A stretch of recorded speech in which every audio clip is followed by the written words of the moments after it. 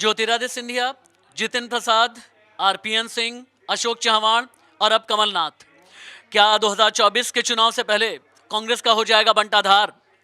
कांग्रेस को ये कांटा क्यों लगा? कांग्रेस में इतने खेमे कैसे हो गए? एक तरफ न्याय यात्रा कर रहे हैं राहुल गांधी, भारत जोड़ो न्याय यात्रा, लेकिन कांग्रेस जुड़ नहीं पा रही। जतिन जतिन एक मिनट बस आ जाओ आप। कमलनाथ की जो नाराजगी है, सुनने में आया है कि राज्यसभा, अच्छा ठीक है आप खाना खाते रहें।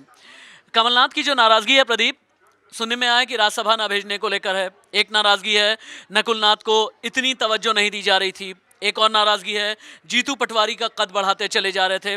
असल में कमलनाथ नाराज कहाँ हुए और क्या बीजेपी आलाकमान से उनकी पहले ही बातचीत हो चुकी है? सर पहले बातचीत नहीं हो चुकी है, लेकिन जो आपने फैक्ट रखे हैं हकीकत है। चूंकि सर ये बहुत दुर्भाग्य है कांग्रेस का कि इंदिरा गांधी उसको तीसरा बेटा कहती थी, उसके बावजूद भी आज वो कांग्रेस छोड़ रहा है। तो कहीं ना कहीं मुझे लगता है सर कि लीडरशिप को लेकर ही है। और सोर्सेस हमारे जो कहते हैं कि आज पूर्णतया कमलनाथ ज्वाइन कर लेंगे बीजेपी, ये सिर्फ सोर्सेस से है सर। ये प्रदीप बता रहे हैं, उनके स्ट्रॉन्ग सोर्सेज ये बता रहे हैं कि कमलनाथ बीजेपी ज्वाइन करने वाले हैं नकुलनाथ के साथ में। सवाल ये बड़ा है ना कि अगर भाई यूपी से आरपीएन चले गए, जितिन प्रसाद चले गए, एमपी से ज्योतिरादित्य चले गए, इधर से महाराष्ट्र में अशोक चव्हाण चले गए, और अब अगर कमलनाथ भी एमपी से चले जाते हैं 2024 में कांग्रेस के लिए बचा क्या? अभी एक जानकारी और है सर, मनीष तिवारी भी जाएंगे। मनीष तिवारी भी ज्वाइन कर लेंगे, थोड़ा सा वो टाइम लेंगे बट मनीष तिवारी भी ज्वाइन करेंगे। कुल मिला के सर 24 आते आते मुझे लगता है कांग्रेस खत्म हो जाएगी। 2024 आते आते कांग्रेस के लिए अस्तित्व का संकट है, ये प्रदीप का कहना है। क्या राहुल गांधी को भारत जोड़ो न्याय यात्रा से पहले कांग्रेस जोड़ने की कवायद करनी चाहिए? बिल्कुल ज़रूरत है, क्योंकि जिस तरीके से कांग्रेस के विकेट गिरते जा रहे हैं, एक के बाद एक बड़े चेहरे, बड़े नेता जिनका कांग्रेस के विकेट गिर रहे हैं या कांग्रेस हिट विकेट हो रही है? कांग्रेस का तो जहाँ तक लग रहा है, अगर ऐसे ही चलता रहा पूरा कांग्रेस खाली हो जाएगा, कोई स्ट्रांग चेहरा नहीं होगा जिसके नाम पर चुनाव लड़ पाए, तो स्थिति बहुत ही भयावह होने वाली है। अभी भी समय है, कांग्रेस को दोबारा से मंथन करना चाहिए और भारत जोड़ने से पहले, भारत ऑलरेडी जुड़ा हुआ है, अपनी पार्टी पर ध्यान देने की आवश्यकता है। अरे अंजना कहते हैं कि दानिश आप भी रहो। अंजना कहते हैं कि महायुद्ध कोई भी आप लड़ते हैं, लोकतंत्र का महायुद्ध क्या है भाई? इलेक्शन ही है। और सबसे बड़ा युद्ध इधर इधर देखिए आप, सबसे बड़ा युद्ध तो लोकसभा चुनाव ही होता है।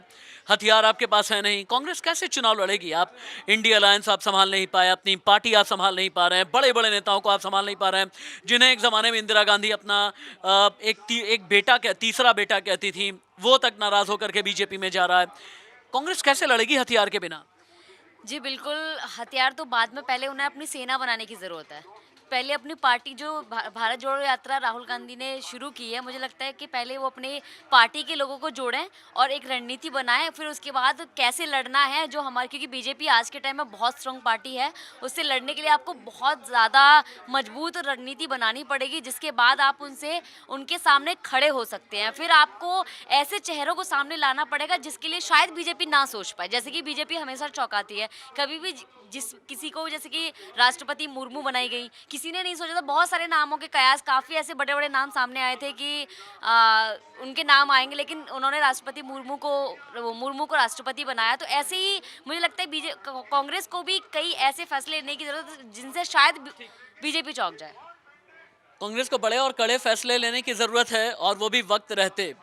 कांग्रेस के लिए कहा जाता है कि सही वक्त पर सही जिम्मेदारी समझते हुए किसी सही के हाथ में कमान नहीं दी जाती, और यही एक वजह है कि लोग छिटक जाया करते हैं। मैं ये गलती नहीं करूँगा, मैं वक्त रहते अपने माइक की कमान दानिश को दूंगा, ताकि दानिश कमलनाथ को लेकर के क्या पब्लिक ओपिनियन है ये जान पाए पूरे न्यूज़ रूम में। दानिश, मैं ये कमान तुम्हें देता हूँ, एक बार संदीप से बात करो, आगे भी जाओ, जितने भी कोलीग्स हैं उन सभी से बात करो कि कमलनाथ का जाना क्या कांग्रेस को बहुत बड़ा नुकसान पहुंचाएगा? कांग्रेस अपने अपने आप को जोड़ करके क्यों नहीं रख पा रही है? अगर ऐसे टूटेगी कांग्रेस तो कैसे लड़ेगी कांग्रेस? Over to you. बिल्कुल, जिस तरीके से नकुलनाथ और कमलनाथ के जिस तरीके से ये अंदेशा जताया जा रहा है कि बीजेपी में शामिल होने जा रहे हैं, और उसके पहले जितिन प्रसाद, ज्योतिरादित्य सिंधिया, अशोक चौहान जैसे बहुत बड़े दिग्गज नेता कांग्रेस छोड़कर बीजेपी में शामिल हो चुके हैं। ऐसे में क्या लगता है, हम अपने संदीप भाई से पूछ जानना चाहेंगे कि कांग्रेस को जिस तरीके से एक के बाद एक नेता छोड़ रहे हैं, बीजेपी ज्वाइन कर रहे हैं, कोई और पार्टी नहीं जा रहे हैं, ऐसे में क्या लगता है कांग्रेस को फिर से मंथन चिंतन करने की ज़रूरत है क्या? निश्चित तौर पर जिस हिसाब से कांग्रेस के एक के बाद एक बड़े स्तंभ उनसे छिटकते जा रहे हैं, और ऐसा लग रहा है जैसे कांग्रेस कांग्रेस नहीं बल्कि कोई छोटी मोटी पार्टी हो, कोई क्षेत्रीय बहुत ही छोटी पार्टी हो। अभी हाल ही में दो तीन दिन पहले अशोक चौहान ने कांग्रेस का दामन छोड़ दिया, राज्यसभा चले गए बीजेपी की तरफ से, और अब आज जैसा बताया जा रहा है कि 5 बजे के बाद संभवतः कमलनाथ भी अपने बेटे के साथ और कांग्रेस के बाकी सहयोगी विधायकों के साथ जा सकते हैं। तो निश्चित तौर पर कांग्रेस के लिए सोचने की घड़ी है, और मुझे लग रहा है कि कांग्रेस शायद सोच भी रही होगी, लेकिन पर्दे पे भरे नजर नहीं आ रहा। लेकिन जिस हिसाब से बड़े बड़े नेता उनका साथ छोड़ा है, तो निश्चित तौर पर आपने बिल्कुल सही कहा कि कांग्रेस को सोचने की जरूरत है। बिल्कुल, जिस तरीके से मध्य प्रदेश में सोचिए ज़रा कि जिसके दम पर सीएम का पद उनको देने की कोशिश कर रही थी, और उसके दम पर अगर चुनाव लड़ा गया, उसके बावजूद अगर वो बीजेपी में जाने की अब पिछले 2-4 महीनों में कोशिश कर रहे हैं कि बीजेपी ज्वाइन करते हैं, तो ये बड़ा सवाल उठता है। हम शाहिबा भाई जानना चाहेंगे कि आखिर बीजेपी में एक के बाद एक बड़े नेता जा रहे हैं, क्या उनको ईडी का डर है, या अगली अपनी पीढ़ी की सियासत के लिए सियासत करने जा रहे हैं?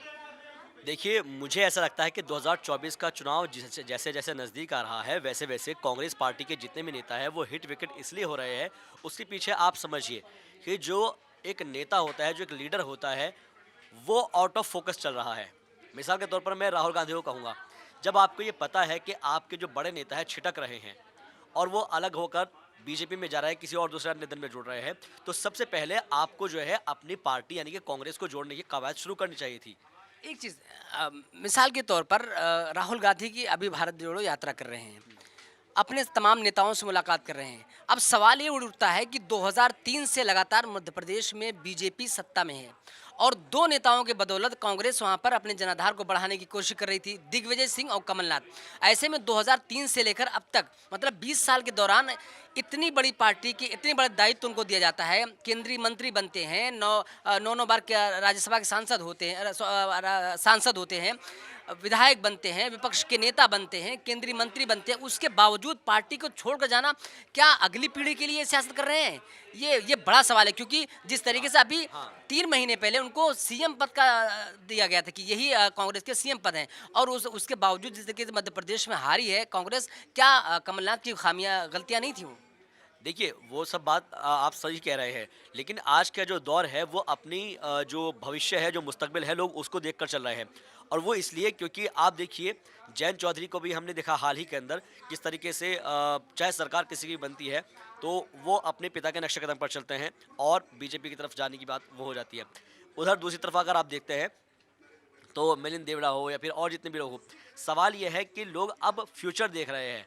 जो माजी में जो हो बीत गया वो बीत गया, मुस्तकबिल क्या होगा ये सबसे इम्पोर्टेंट होता है। और 2047 का जो लक्ष्य लेकर बीजेपी या फिर नरेंद्र मोदी चल रहे हैं प्रधानमंत्री, तो उनको ये लगता है कि हमको इधर आने से जब कुछ फ़ायदा नहीं है तो, और ना हमारी बात सुनी जा रही है तो हम क्यों ना जो नाव तेज़ चल रही है या दौड़ रही है, क्यों ना हम उस पर चले जाए। अब बात यहाँ पर आती है कि फिर आपके जो सो कॉज कहा जाता है कि आपकी विचारधारा, तो अब राजनीति में कोई विचारधारा नहीं रही है, उसका एग्जाम्पल हम बिहार में देख चुके हैं। बिल्कुल सही कह रहे हैं, राजनीति में इस वक्त जो मौजूदा हालात हैं उसमें कोई विचारधारा नहीं रह गई है, क्योंकि एक दौर में जिस तरीके से ज्योतिरादित्य सिंधिया हों या कमलनाथ हों या अशोक चौहान हो या कोई भी बड़ा जितिन प्रसाद हों, जितने भी कद्दावर नेता हुआ करते थे, वो लगातार एक के बाद एक उसी बीजेपी के खिलाफ बगावत के सुर बुलंद किया करते थे। लेकिन आज ये वक्त आ गया है कि वही नेता आज बीजेपी में शामिल होते हैं और उसके बाद बीजेपी की लगातार कसीदे पढ़ते हैं, उनका गुणगान गाते हैं।